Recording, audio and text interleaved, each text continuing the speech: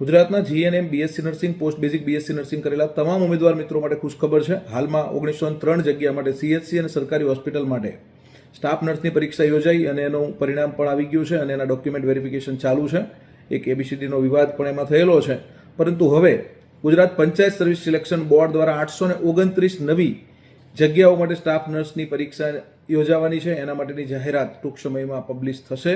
તો જે ઉમેદવાર મિત્રો છે એ પીએચસીમાં સ્ટાફ નર્સ બનવા માંગતા હોય એમના માટે ખૂબ જ ઉમદા તક રહેલી છે. અને આ પરીક્ષા Gujarat panchayat service selection board conduct કરવાનું છે, જેમાં 35 ગુણનું જીકે છે, 20 ગુણનું ગુજરાતી છે, 20 ગુણનું ઇંગ્લિશ છે અને 75 ગુણનું તો કે ભાઈ આપણું સ્ટાફ નર્સને લગતું જે કન્ટેન્ટ છે એ પૂછવાના છે.